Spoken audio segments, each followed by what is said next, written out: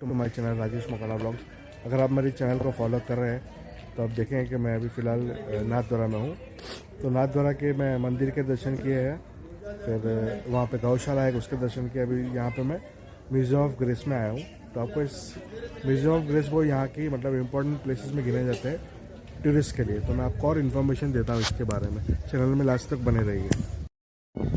तो ये यहाँ का टिकट काउंटर, यहाँ के रेट्स है। यहाँ पे टिकट लेके फिर आगे जाना है अपने को। ये नई टिकट काउंटर खुला है। इसके पीछे आप देखेंगे जो शंकर भगवान मंदिर, वहाँ पे आपको मेरे नेक्स्ट वीडियो में मिल जाएगा। तो वहाँ पे जाके वहाँ का भी शूट करेंगे। तो नेक्स्ट वीडियो में उसकी पूरी जानकारी दे दूँगा।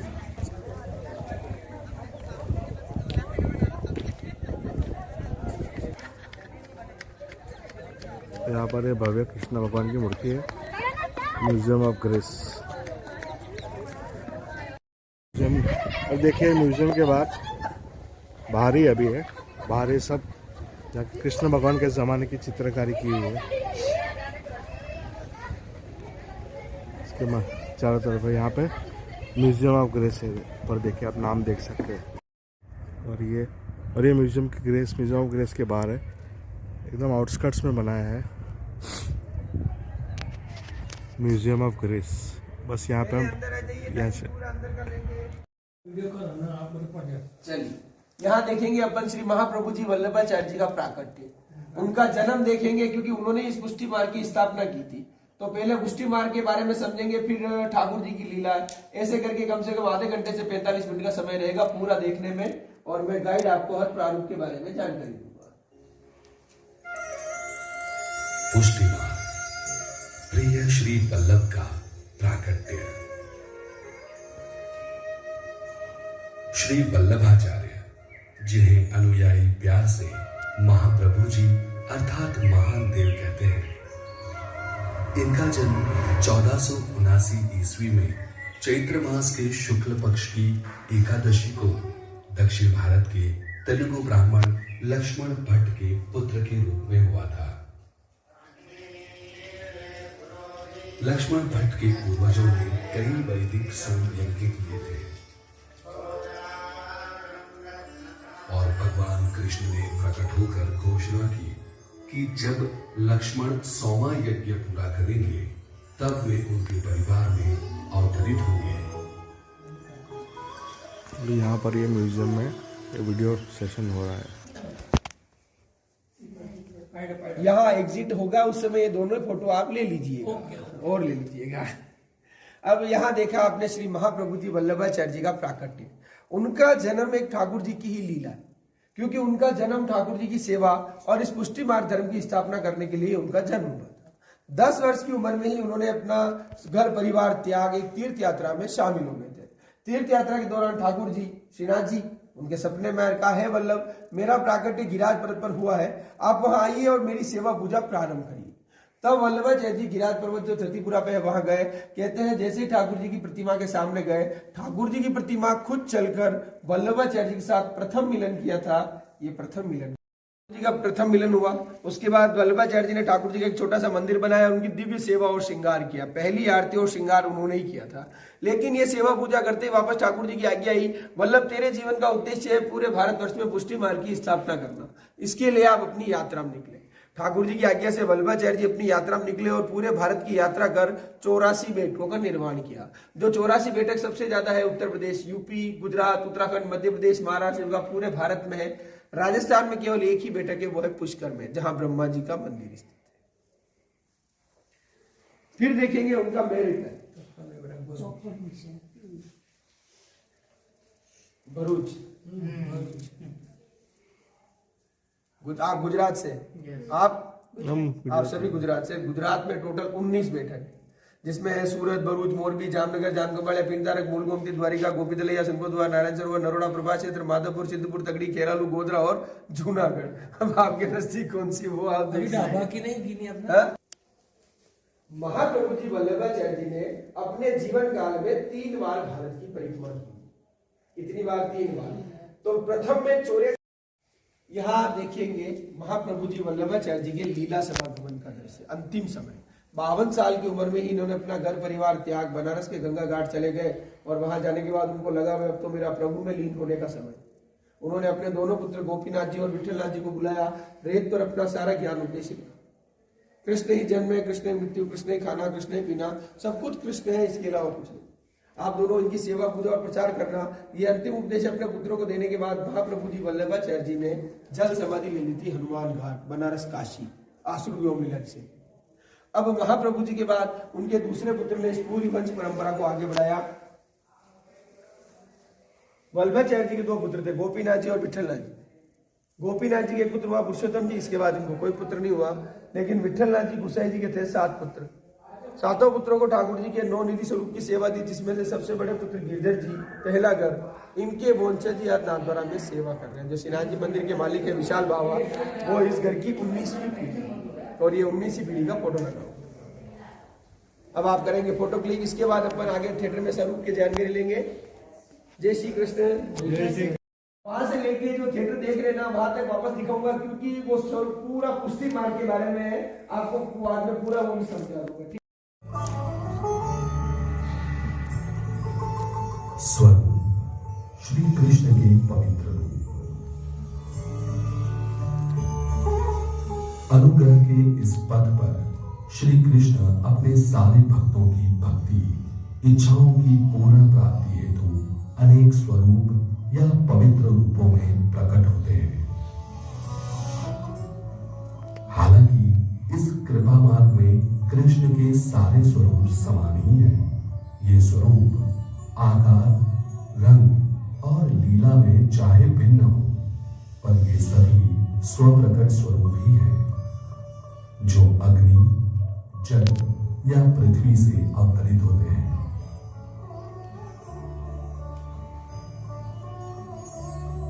श्री गोसाई जी ने अपने ज्येष्ठ पुत्र श्री गिरधर जी को श्री कृष्ण के 3 स्वरूप श्रीनाथ जी, श्री नवनीत प्रिय जी और श्री मधुरेश जी की सेवा का सौभाग्य सौंपा था। श्री गोसाई जी के अन्य पुत्र श्री गोविंद राय जी, श्री बाल कृष्ण जी, श्री गोकुलनाथ जी, श्री रघुनाथ जी, श्री यदुनाथ जी और श्री घनश्याम जी, इनमें से प्रत्येक को निज सेवा के लिए एक स्वरूप प्रदान किया था। ज्येष्ठ पुत्र श्री गिरधर जी के वंशज पुष्टि मार्ग की 2 हवेलियों के पीठाधीश हुए। उन्होंने श्रीनाथ जी की पूजा और बाल कृष्ण स्वरूप श्री नवनीत प्रिय जी की सेवा प्राप्त करके हवेली के पीठाधीश बने। श्री गोसाई जी के अन्य पुत्र अपनी अपनी गद्दी के पीठाधीश बने। आज गोसाई जी के 7 पुत्रों के वंशज वंशों का नेतृत्व करते हैं। उनको विरासत में प्राप्त हवेलियों में श्री कृष्ण के मुख्य स्वरूप विराजमान है, और इसीलिए वे मंदिर पुष्टि मार्गीय परंपरा, सेवा और संस्कृति के धाम है। प्रत्येक घर में श्री कृष्ण का अपना अनूठा रूप है, और भगवान के संबंधों में वैविध्य होने से उसमें सेवा के प्रकारों में भी विभिन्नता है।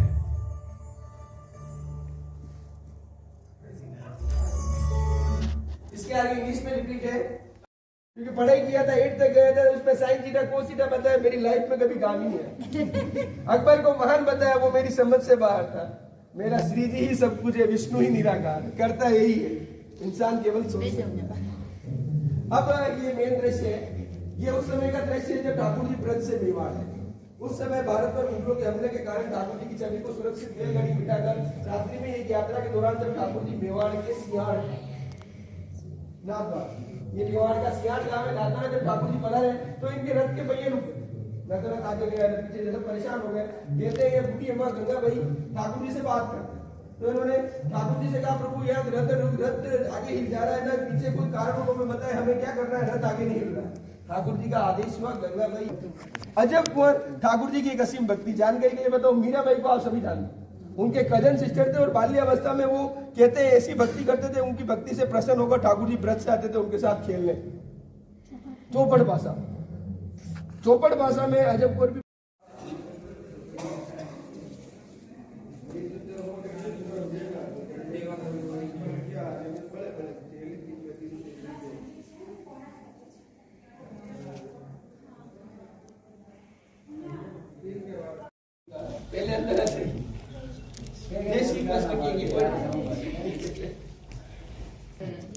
दर्शन से पहले सभी वैष्णव क्या करते हैं? श्री कृष्ण कन्हैया लाल की जय।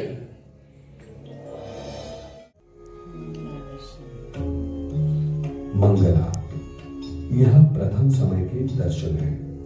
इसमें भगवान को नींद से जगाया जाता है।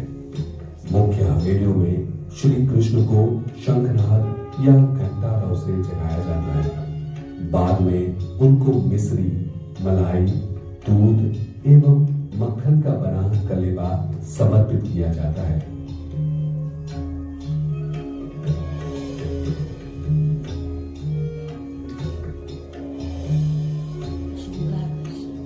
श्रृंगार मंगला के बाद प्रभु को स्नान कराया जाता है और ऋतु अनुसार वस्त्राभूषणों से अलंकृत किया जाता है। यथा ग्रीष्म में महीन, सूती एवं जाड़े में रेशमी वस्त्र पहनाए जाते हैं। श्रृंगार विधि संपन्न होने पर अपने आप को देखने के लिए श्री ठाकुर जी के सामने दर्पण रखा जाता है।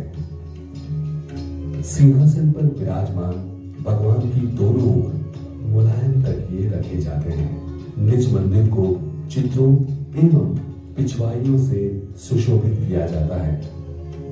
श्री ठाकुर जी की पसंदीदा वस्तुओं की जानकारी और वे सब उन्हें कब समर्पित किया जाए उसका सही ज्ञान ही पुष्टि मार्ग का सही ज्ञान है।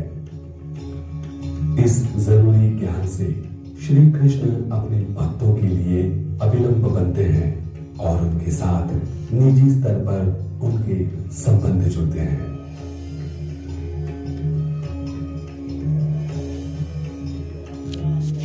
ग्वाल अर्थात उस समय के दर्शन जिसमें श्री कृष्ण की गोपाल बाल के रूप में सेवा होती है। अन्य गोपालकों के साथ गोविंद चराने जाने से पहले भगवान को ताजा दही से भरपूर लस्सी यानी कि दहिया दी जाती है। इस समय की सेवा श्री वल्लभाचार्य के वंशजों के घर पर ही होती है।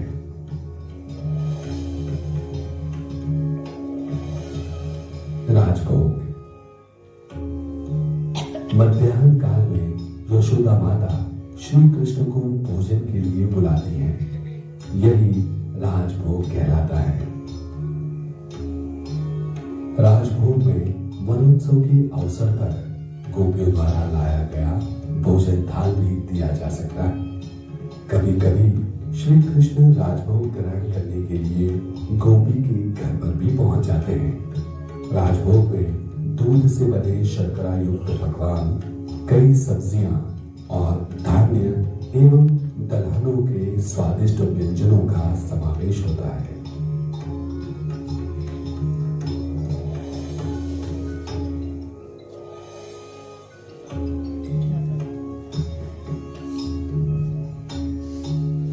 उत्थापन वन में दोपहर के विश्राम के बाद श्री कृष्ण दोपहर की लीलाओं का प्रारंभ करते हैं, जिसे उत्थापन दर्शन कहा जाता है।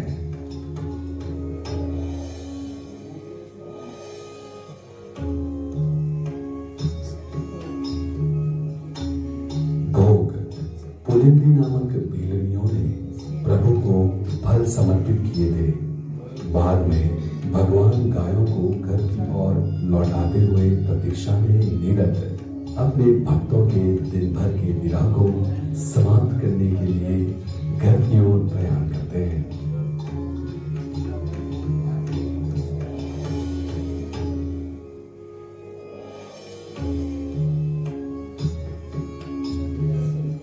संध्या आरती शाम को जब भगवान अपनी गौ को लेकर घर पहुंचते हैं, वह संध्या आरती का समय होता है। गोकुल में प्रविष्ट होते ही भगवान को कई सामग्रियां समर्पित की जाती है और उनकी आरती उतारी जाती है। उनका सानिध्य भक्तों में प्रसन्नता का भाव भर देता है।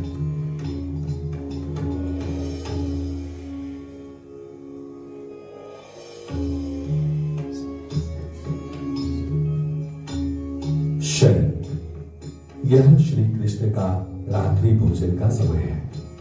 भगवान के प्रत्येक दर्शन के साथ अनेक विधि लीलाएं और भाव जुड़े हुए हैं। कृष्ण या तो रमण भाव से गोपियों के साथ होते हैं या बाल भाव से माता यशोदा के साथ। आरती के बाद भगवान को ओढ़ाया जाता है। वस्तुतः प्रभु कदापि शयन नहीं करते, वे तो सदैव लीला धाम में रमण करते हैं। उनकी झाड़ी सदैव ताजा और मधुर जल से भरी होती है और बंटा मिष्टान मेवे से भरा रहता है।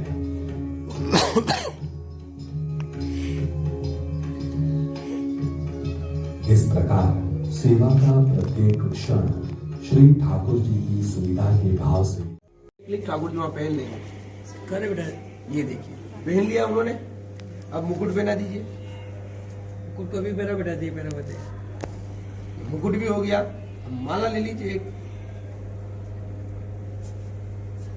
बांसुरी, कमल और छड़ी, श्रृंगार कंप्लीट। हाथ जोड़ेंगे सभी, ठाकुर जी के दर्शन करेंगे और बोलेंगे श्री कृष्ण कन्हैया जय।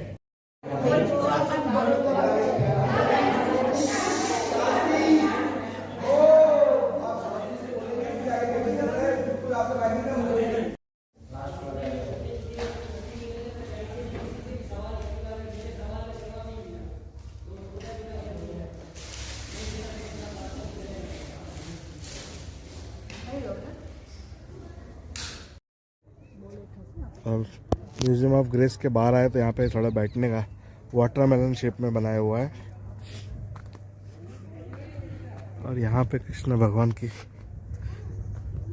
सामने धूप आ रहा है, इतना दिख नहीं रहा है। यहाँ पे मूर्ति और ये म्यूजियम ऑफ ग्रेस है। यहाँ पे अच्छा बनाया है। आधा 45 मिनट्स का कुछ आपको पूरा टूर है, अंदर गाइडेड टूर देते हैं लोग, पर बहुत बाजू की यहाँ पे आजू बाजू की सीनरी भी बहुत अच्छी है। तो फ्रेंड्स, अगर आप लोगों को मेरी ये छोटी सी वीडियो नाथ द्वारा सीरीज़ की अच्छी लगे तो चैनल को लाइक शेयर और सब्सक्राइब कर दीजिए। Thank you.